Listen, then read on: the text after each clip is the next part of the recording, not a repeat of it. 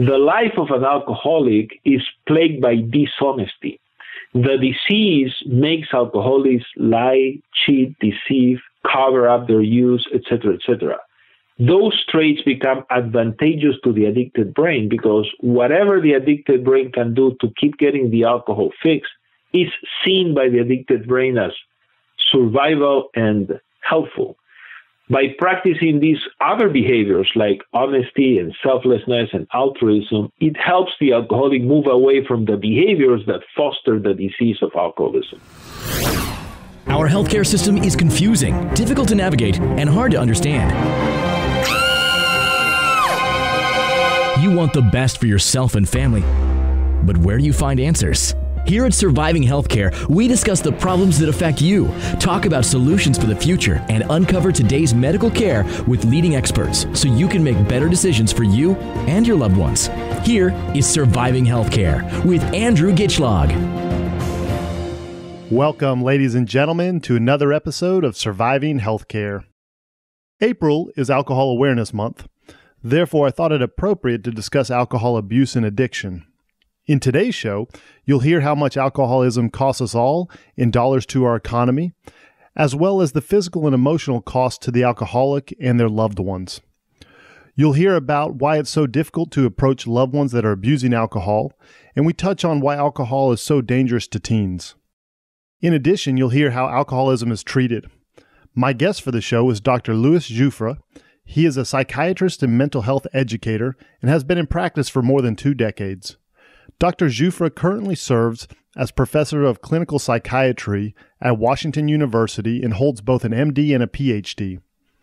He has received several awards, including fellowships from the MacArthur Foundation, the UK Mental Health Foundation, and the Mortimer Goodman Award from the National Alliance for the Mentally Ill. Dr. Giuffra is the founder of Clayton Behavioral Center, a multidisciplinary outpatient psychiatric clinic in St. Louis, Missouri, that specializes in mental health and addiction treatment. There he serves as medical director. And without any further ado, let's get going. Welcome to the show, Dr. Giuffra. Thank you. Thank you for having me. I appreciate you talking to us this month, especially with it being Alcohol Awareness Month. And I know alcohol's out there a lot. It's a very common drug for society that's not looked down on as much as illegal drugs. And I wanted to know if you could tell us how prevalent alcohol abuse is in the United States. Sure. Alcohol use is very prevalent. And the data we have from the National Institute of Alcohol Abuse and Alcoholism tell us staggeringly high numbers. We have, for example, that about half the population would have had at least one drink during the last month. And of the people who have more than one drink and start getting into the category of having an alcohol use disorder, those numbers are very significant. So I would say that easily about a fourth of the population over the age of 18 report at some point using alcohol and experiencing some problematic behavior. That doesn't make them all alcoholics, but that's what we call a heavy drinker or a binge drinker. So in terms of more formal alcohol use disorders and alcoholism by itself, of course, the numbers are not as high as the ones I previously cited, but still, it's estimated about 5 to 10% of the population has alcohol dependence, which is really what we call alcoholism. No. And men are more frequently victims of this disease, but we see it in both genders. But those are roughly the numbers. More than half the population would have had something to drink over the last month. About a fourth of the population might have drunk what we consider in excess, and about 5 to 10% of the population truly have alcoholism. I know I've taken drinks before, and I think it's very common. How do you know if when you're taking a drink that it's becoming a problem in your life or with your family members or your circle of friends, if it's becoming a problem or it's just a social occasion? And what are the signs to look for, I guess, when there becomes a problem from just being something you do occasionally, it doesn't interrupt your life? Sure. Let me answer that first by describing what do we consider low-risk drinking, and we'll take it from there. Okay. So in terms of statistics and numbers and epidemiological surveys, we know that women who have less than 3 drinks a day, or women who have no more than 7 drinks a week are low-risk drinkers. We know that men who have no more than 4 drinks in a day and no more than 14 drinks a week are low-risk drinkers. Once men drink 15 or more a week and women drink 8 or more a week, then we start getting into the high-risk population. And that high-risk population may either be binge drinkers that will have at least 4 drinks if they're females, 5 drinks if they're males in a 2-hour period. That's an epidemiological definition of it. Mm-hmm. But there may be people who really need to drink every day. Where do we draw the line between normal and abnormal really has to do with impairment and negative consequences. So it may be that somebody has 2 or 3 drinks a day every day of the year. They never encounter problems. And it may be that someone is a binge drinker and goes and have 10 or 12 drinks in one night and ends up in a near fatal motor vehicle accident. The way we separate one from the other will be what impairment, what negative consequences the user is experiencing that affects their ability to function in society, at work, as a family member, etc. Okay. When somebody does have a problem, I would imagine they're probably in denial that they don't have a problem, and it's typically family members or their work or social circle that brings it to their attention. And I've had alcoholics in my family before, and we've had an intervention where they had to go to a facility and get treatment, and that was definitely a unpleasant experience, but probably a necessary experience. How does somebody know when it comes to an intervention point with a loved one from that's just my uncle, they just occasionally drink, leave him alone, he'll be fine in the morning kind of scenario? Yeah. Let me start by answering the first part, the mention of alcoholics being in denial. It turns out that alcohol affects many areas of the brain. One of the areas of the brain that is affected by alcoholism is the areas in the frontal lobes of the brain. Those are the areas of the brain that allow us to have introspection, insight, allow us to say, this is right, this is wrong, this is enough alcohol, this is too much alcohol. So alcohol affects the way alcoholics see themselves. So the apparent denial of the patients, the alcoholics, is very much a symptom of the disease. It's not that they're trying to be difficult. Alcoholism blinds the ability they have to see themselves as alcoholics. So that's what creates a lot of frustration when we are using logic and reason to talk to a patient with the disease, and we expect them to answer with logic and reason. But they don't answer with logic and reason because the part of the brain that produces logic and reason is affected by alcoholism. So at some point in the progression of the disease, more and more negative consequences keep piling up in the life of an alcoholic. The accumulation of negative consequences, problems associated with drinking may bring insight into the alcoholic and may give us a window of opportunity. Once a patient experiences, say, 2 or 3 DWIs, they can no longer drive, their wives leave them, their kids won't talk to them. The amount of negative consequences becomes so glaring that they may have a moment of clarity and say, what am I doing? What's wrong here? That's the hitting the bottom point? That will be what people call their rock bottom. Other patients don't get that benefit of clarity, and the disease marches on unstoppable. In those cases, the accumulation of negative consequences is such that loved ones who are clear-headed and have intact frontal lobes, they can see the magnitude of the problem. And at some point, they may say to the addict, in a loving but firm and supportive way, you have to make a choice. Either you go for treatment or we can no longer be part of a family. We can no longer be together anymore because what you are doing is not only affecting you, but is destroying other members of the family and affecting the whole family dynamic. So it boils down again to the issue of impairment and consequences. Now, I know you said the prefrontal cortex is the higher learning center, the logic, the reason. And I know in children, I have 2 children, and and I always get in trouble when I'm trying to explain something logically to them. And I say, I'm in trouble. I'm trying to reason with, my 5-year-old about why this is wrong. And it's going over their head. It's the same in an alcoholic's mind because you're trying to reason with them, but they don't have that capacity. Exactly. They don't have that capacity. The analogy I use with my patients is to ask an alcoholic to use reason is similar to asking a hand surgeon to operate in his own hand. The alcoholics have a great deal of difficulty fixing the affected organ by using the affected organ. And it's interesting that you point the frustrations with trying to reason with a young child, because young children and adolescents are, by definition, hypofrontal. The frontal lobes of the brain are so highly evolved and take such a big chunk of the space in the skull that they're not fully developed and mature until our mid-20s. So adolescents are, by nature, impulsive, have difficulties planning, difficulties carrying on with a specific set of goals, and a lot of that has to do with the developing frontal lobe. Let me give you another statistic that will link what I'm saying about the developing brain and the disease of alcoholism. Okay. If somebody starts having problems with alcohol, drinking and getting into trouble at age 13 or 14, the lifetime chance that they will be alcoholics is about 50%. 50? 50. Wow.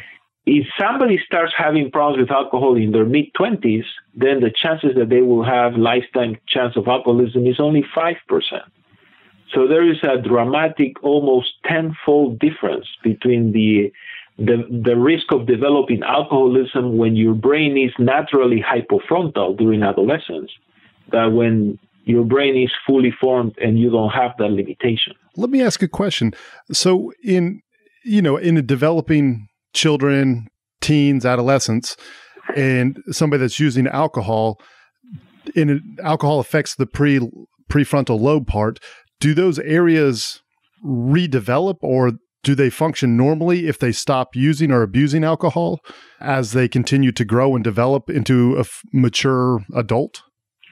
Yes, they do. We have imaging data of the brain at work, and we know that when somebody is actively struggling with an addiction and they're actively using, their brains, their frontal lobes will look hypoactive, but after months of sobriety, it's not days and it's not weeks, but after months of sobriety, the frontal lobe hypoactivity, the low function in the frontal lobe recovers.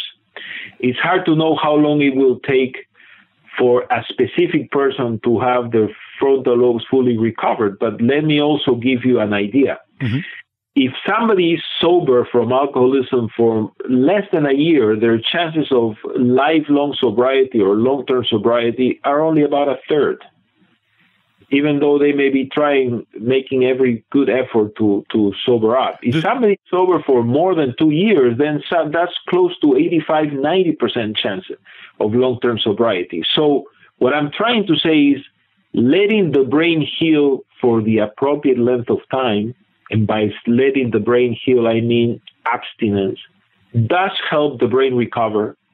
And it may recover very, very well, but it will take time. So when we see somebody who stopped drinking a few weeks ago and they say, oh, I'm done, this is not a problem. You see, I've been sober for a month and I haven't had anything to drink, therefore I'm not an alcoholic. That's, again, the hypofrontal brain talking.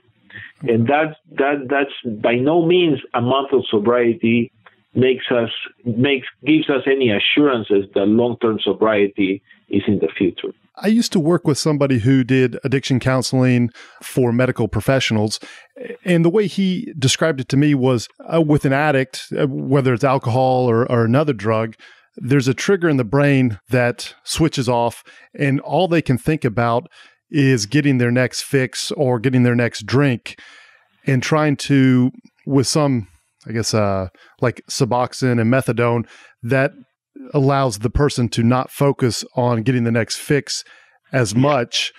Is there anything like that with alcoholism? So let me answer in two steps here. The first step is when you're describing this urge to get the next fix and the urge to get the next hit. Mm-hmm.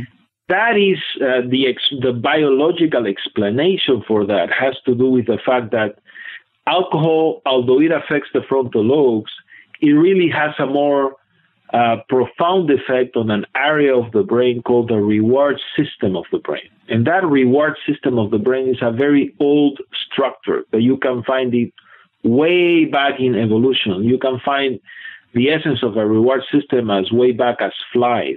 That's the reptilian part of the brain? The midbrain, the very old part of the brain. And that part of the brain has only one function: to make the animal repeat what feels good. And you can imagine that over millions of years of evolution, nature has very cleverly linked feeling good with survival. When we eat, we feel good, and therefore we repeat it and we survive. Mm-hmm. When we have sex and reproduce, we feel good. Therefore, we want to have sex and have sex repeatedly. We repeat what feels good. Alcohol and other drugs of abuse hijack that mechanism and makes the organism, humans or animals, get such a rewarding feeling that surpasses what food or sex normally provides. So at some point, that hijacked reward system equates in the alcoholic brain, equates alcohol with survival, equates alcohol with what we equate with food and sex, which are basic needs of any organism. Okay. At that point, the alcoholic brain is desperate to find out the next hit in a rather similar way as any organism will be desperate to find their next meal or to find a partner, a mate. That is complicated by the fact that these drugs, like alcohol, also produce withdrawals. And when a patient who's using stops using, they'll feel very uncomfortable. So it is the combination of what a rush alcoholics get from drinking, a rush that surpasses sexual stimulation, a rush that surpasses the well-being of eating, that rush coupled with the inability to stop for physiological reasons. They cannot stop because they get into withdrawals. What do we have in terms of medications? Unfortunately, when we're dealing, for example, with opioids or heroin patients, we do have substitution medications like methadone or Suboxone that will prevent them from having cravings. Unfortunately, in the field of alcoholism, we do not have substitute medications. We have some medications that, when used properly as part of treatment, some medications will decrease the cravings. And a medication called naltrexone, brand name Revia, or a medication called acamprosate, brand name Campral, have proven to decrease the cravings for alcohol. But we do not have truly a substitute medication in the way that methadone works for a heroin abuser or Suboxone works for an opioid painkiller addict or somebody addicted to heroin as well. Okay. It sounds like it makes it much more difficult for a recovering alcoholic than possibly somebody that is recovering from a chemical dependency that could substitute it for methadone or Suboxone. Well, yes and no, because unfortunately some of the other drugs, for example, methamphetamine, produce such a rush in the addict's brain. To give you an idea, methamphetamine produces a spike in that good feeling of the reward feeling that the brain can feel that is 5 to 10 times higher than what sex or food will produce. Wow. So humongous amount. So in those cases, the addicts, the way the addicted brain equates, for example, methamphetamine with survival is so strong that we have a much harder time helping our addicted patients to meth than we have to our addicted patients to alcohol. So the lack of replacement medication certainly doesn't help, but doesn't capture the difficulties that other addictions may present with. I'll tell you, though, the lifespan of alcoholics is cut short by about 25 years on average. Really? So alcoholics tend to die 25 years earlier than the population at large. So it's a devastating disease. Wow. Somebody that's addicted to alcohol, what are their treatment options, I guess, to treat them? Do they go to AA or do they go to a facility like yours? to get treatment, or how is the best way for them to get treatment? Yeah, the treatment of alcoholism has to be individualized and has to be carefully planned for each alcoholic. No two alcoholics are the same. Some patients, for example, must start with a detoxification phase. Their addiction is such that their bodies will not let them abstain. They will go into withdrawals, and that could be potentially very dangerous. They may develop delirium tremens. They may develop seizures. It can be a very catastrophic medical presentation. So a lot of alcoholics will need first detoxification. Okay. Then a lot of alcoholics will benefit tremendously from some form of organized, structured treatment program that includes evidence-based approaches. We know, for example, that cognitive behavioral therapy is a very helpful tool to treat the alcoholic. Motivational interviewing is a very helpful tool. We know that medications play a role, and not only the medications I mentioned before, but also another medication we have that is called antabuse, a medication that if the patient drinks a small amount, they'll have a very unpleasant reaction, and that acts as a deterrent. But after the detoxification phase and after the formal treatment phase, we like to see our patients embrace long-term sobriety in the form of AA. AA is not for everybody, but AA has proven to be one of the most powerful tools we have. It's poorly understood and it draws a lot of criticism, but AA is a phenomenal tool to maintain sobriety, and it's free and it's available everywhere. Okay. So in our particular program, we treat alcoholic patients for about 6 months. I consider a success when I transfer a patient from our treatment program to long-term AA. That's, for me, very reassuring that the patients will do well in the long run. What makes AA so effective?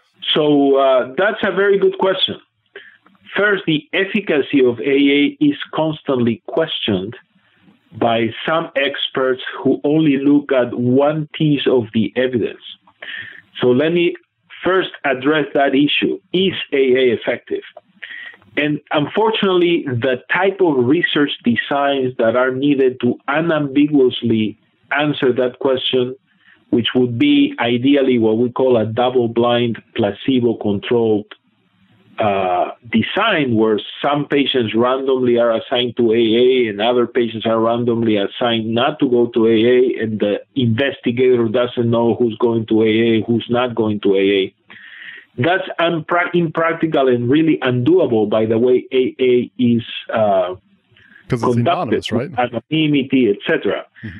So some researchers look at that angle and say, well, the control studies don't show efficacy. But that's an unfair characterization of AA, because all other criteria for effectiveness are met by AA. People who go to AA stay sober for much longer than those who don't. The more people attend AA, the more benefit they get. Those observations have been done all over the world, so there is ample replication of the finding, etc., etc. So AA is efficacious. It's just not shown to be efficacious by randomized studies that can't be done with AA. What about AA is helpful? Well, that's another very interesting question too. AA in general will have two components. One component is the fellowship component. Patients go and they feel accepted, mm-hmm. and they feel understood, and they feel not judged, and they get a lot of support to maintain their sobriety day to day. And the other aspect of AA that is helpful is working the 12 steps of Alcoholics Anonymous. And the answer as to why the 12 steps help is a little more complicated, but it has to do with the ability of patients who embrace the 12 steps to surrender control, to accept that because their frontal lobes are so affected by the disease, they need a surrogate decision maker, which most of the time may be the group, the AA group itself, or their individual sponsors. They need to take cues from someone else as to what's right and what's wrong with regards to their alcohol use, because left to their own devices, a hijacked frontal lobe in an alcoholic patient will always end up back into drinking. It's just a very, very challenging chronic relapsing disease. As people in the AA community say, cunning, baffling, and powerful. Those 12 steps allows people to have an ascension or something to look forward to? So one component of why the 12 steps is so helpful, in my opinion, has to do with this ability to surrender. The ability of not playing God, as the AA founders would describe, and not fooling themselves into thinking that they can fix the affected brain with an affected brain. So that ability is priceless. In addition to that, the rest of the steps of AA promote a life of honesty and service. The life of an alcoholic is plagued by dishonesty. The disease makes alcoholics lie, cheat, deceive, cover up their use, etc., etc. Those traits become advantageous to the addicted brain because whatever the addicted brain can do to keep getting the alcohol fixed is seen by the addicted brain as survival and helpful. By practicing these other behaviors like honesty and selflessness and altruism, it helps the alcoholic move away from the behaviors that foster the disease of alcoholism. There's a prevalence of a higher force, a divine creator in AA. Are there treatment programs or alternatives for atheists? I saw some comments about, an atheist going into AA and having some issues with, a divine creator. Are there, atheist AAs or AAA, AAAs? Yes, the answer is yes to those questions. There is the misconception that AA is somehow a religious cult or follows a religious dogma. And that nothing further from the truth. As a matter of fact, there is a distinct tradition of agnostics and atheists in AA from the beginnings of AA. And there was an instrumental founder of AA. His name was Jim Burwell. And he was called by the founders of AA Jimmy the Atheist. He was an atheist and he didn't want anything to do with religious connotations. And he's the one who insisted that in the 12 steps, whenever the word God is mentioned, should be followed by the statement, as we understood him. Huh. So it's their higher power of each individual's understanding that counts. Jimmy Burwell wrote an article in the Saturday Evening Post toward the end of his life called 30 Years Sober. And he expanded in that article how for him, God was a group of drunks, G-O-D, and how for him, the idea of the group and AA itself became his higher power, and he was very comfortable with that. So there is no reason for people who have alcoholism and are non-believers, they're seculars, they're humanists, they're agnostics. There is no reason why they can't benefit from AA. More often than not, what I see is a rebellious attitude from patients who may not be ready to be helped, who's still contemplating if they really have a problem or not, when their frontal brains have no clarity. Mm-hmm. And they may use AA's religiosity as an excuse not to go. So just grabbing onto anything not to get into treatment and get that next drink. Absolutely. Now, there are AA for atheists. There's a group, we don't have any groups locally about called BB, Beyond Belief. So there have been spin-offs of AA trying to accommodate atheists and agnostics in AA. That's the AAAA group, Atheists and Agnostics in AA. But in reality, I have a lot of patients who are very successful in AA and who are able to understand their higher power as the group. And that gets them going, and that's all they need. And they haven't had to reach for any supernatural treaters to find AA helpful. Interestingly enough, AA was a spin-off of a highly religious group called the Oxford Group. And one of the reasons why the AA founders separated for the Oxford Group was the overwhelmingly religious character of the Oxford Groups. Interesting. Well, I would like to emphasize some of the burdens of alcoholism in society because I think those numbers are very, very important. Okay. And let me give you some ideas of what I mean. Alcohol costs to society, alcohol costs to the United States every year about $250 billion. So a good estimate would be that society pays for alcohol problems about $250 billion a year. What does that Do you know what that encompasses? That's a huge number. It's a humongous number. And the breakdown is as follows. About 72% of that amount comes from lost workplace productivity. Alcoholics cannot work well, do not perform well, they miss work, and that's a huge component. About 11% of that expense is direct healthcare costs. Alcoholics suffer from many diseases associated with alcohol use. They have liver diseases, they are at risk for many cancers, they have gastrointestinal problems, etc., etc. That's about 11%. A full 6% can be explained by motor vehicle crashes. So just the results of driving while intoxicated is 6% of that amount. And about 9% of that amount has to do with criminal justice costs. All the apparatus that society has to set up to deal with alcoholism in the court system. That doesn't include more indirect costs as the cost in terms of suffering to the family of alcoholics, to the children of alcoholics, how it contributes to breaking families and a higher risk of divorce, etc., etc. So just by the numbers, alcoholism costs society about $250 billion a year. Wow. Let me match that with another number. If you add up all the state, federal, and local taxes that the sale of alcohol produces as revenue, that number is about $6 billion. So society is collecting $6 billion in sin taxing alcohol, but spending about $250 billion in paying for the consequences of alcoholism. That's a sobering number. It is. That's a sobering number. So that's the cost of alcoholism. Alcoholism is responsible for about 88,000 deaths in the United States. Is that a year? 88,000 deaths a year? A year. About a third of liver transplants in this country are done as a direct result of alcoholism. About 1 in 8 emergency room visits can be traced down to alcohol use. Wow. So the numbers are staggering. Other costs to society, we consider that alcoholism is responsible for about 700,000 assaults a year, 100,000 date rapes a year, and we also know that there are about 3.3 million people who drive while intoxicated in this country. Sadly, another statistic that is sobering is about 10% of U.S. children live with a parent who is a problem drinker.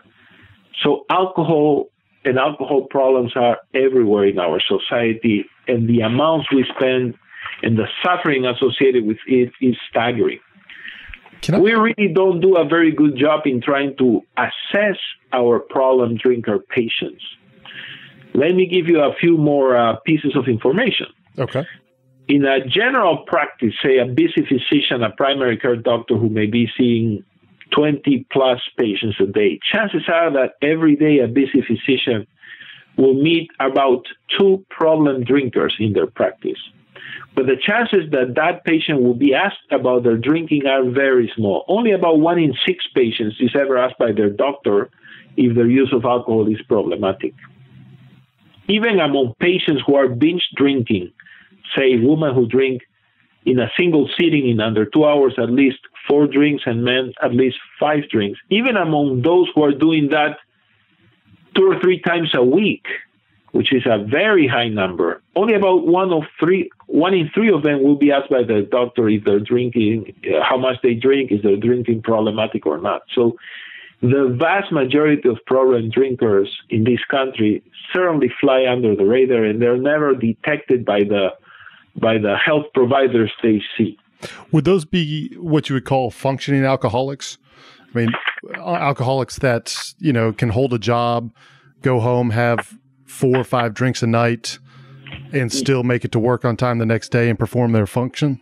Well, yes. I mean, that's a debatable point, how functional they are. But yes, I understand what you're saying. And people who may not have a very loud drinking problem, that they show up intoxicated at work or get into fights at home and the police gets called. I mean, there are not as noisy alcoholics, but yes, those patients will very likely go under the radar. Remember, part of the problem is that they themselves don't see their drinking as a problem, which is at the core of the disease, the inability to see how big the problem is. If it is such a big problem in our society, and I don't believe in prohibition because I think we've tried that, it didn't work. Do you have any ideas on what would be the best way to approach this problem? Yeah, I mean, absolutely. Prohibition only made gangs and gangsters richer and produced more crime, and that's not the way to go. But education is a very important part of the solution. If you ask me, higher taxation is also part of the solution, because we know that when the price of any substance goes up, the use decreases. Nothing is more clear than in the case of tobacco. When high taxes apply, the consumption of tobacco goes down. Tobacco is another devastating substance in our society, that the taxes that we raise from tobacco are essentially nothing compared to what society pays for tobacco and tobacco-associated illness. The same applies. Let me digress for a second and give you a thought about the current national trend to legalize marijuana, which to me is another disaster in the making. It's perfectly okay to decriminalize marijuana. It's perfectly okay to bypass the dealers by making the drug available to users in a non-criminal setting. I'm all for that, because, again, prohibition didn't work with alcohol, and certainly prohibition or illegal, the fact that marijuana is illegal doesn't help us at all. But another thing is to mix marijuana with business and allowing capitalism to run amok and to have what we call cannabusiness, when we will see advertising for marijuana and you will see people freely competing for marijuana customers. I mean, that's the other extreme. It's another Marlboro Man in the making. Mm-hmm. So, yes, prohibition doesn't work, but making it freely available for competition and for profit is a disaster in the making. So maybe that sin tax, or the making it tax it so high that it becomes very difficult to use. Yeah, and of course there will be a point where if taxes are too high, then you will promote illegal use of the drug. But it has to be more fair for society. We all pay for the cost of alcoholism, and it's not fair that those who get in trouble cause so much expense, and the revenue that we get from that is so dismal compared to the costs. Do alcohol manufacturers, producers, do they put money into educational programs and prevention programs similar to big tobacco? Yeah, they do some of that to control underage drinking. Okay. Now, I'm sure you've heard about it, the powdered alcohol coming onto the market. Yes. What are your thoughts on that? Alcohol is also bad news for us, because it's just going to make it more available. It's going to make it easier for adolescents to cover up and conceal their use. And it's just one more problem with very little benefits except for the makers of alcohol. So it's unwelcome news that we have that substance now potentially in the market. Gotcha. Any last thoughts for our listeners about alcohol and Alcohol Awareness Month? Yes, I would like for listeners who are faced with having a loved one who suffers from the disease to try to find the balance between being loving and concerned and not enabling the patient. Patients with the disease of alcoholism should be approached with love and concern, like any other patient with any other disease. And that approach with love and concern goes a long way. It doesn't buy us much to antagonize and fight an alcoholic, and again, trying to use reason where reason plays little, when there's little room for reason. Mm-hmm. And at the same time, try to find the balance of not enabling those behaviors, because out of love, we see the family members of the alcoholic enable the behaviors. And we may see somebody who gets a DWI, and we'll see the family rally behind and try to get the best lawyer in town and try to get it off their records and make sure they have no consequences. And those enabling behaviors just fuel the disease, because the alcoholic brain feels empowered to continue drinking because nothing hurts them. The cost of drinking becomes very little. The cost of drinking for them is very little if the families bail them out of every negative consequence. So it's a balance. Families need to educate themselves about the disease. Family needs to learn what enabling means. Family members need to find this middle ground of having loving, empathic concern for their loved ones, yet not find themselves unwillingly and out of love enabling the behaviors. Thank you. If people want to get more information about you or find out where they can get help or just ask you questions, what's the best way for them to do that? So the best way would be probably to find us on the website. We are at claytonbehavioral.com, and there is a form of communicating with us electronically through the website. They're welcome in case of those who are in the St. Louis area in the Midwest and would need treatment. They're welcome to call us at area code 314-222-5858. And for those who may be more interested in the mechanism of action of AA or in understanding why AA is indeed efficacious and what the mechanisms of the 12 steps may be, they can go to YouTube and just search for the terms, why does AA work? Or they can search for my name, Luis Giuffra, Giuffra, and they will find a talk I put together on why does AA work. If they search under why does AA work, there will be several other videos, but among those they will see one by Luis Giuffra, and I hope they enjoy it. That's great. We will put that in the show notes as well. Thank you very much. You bet.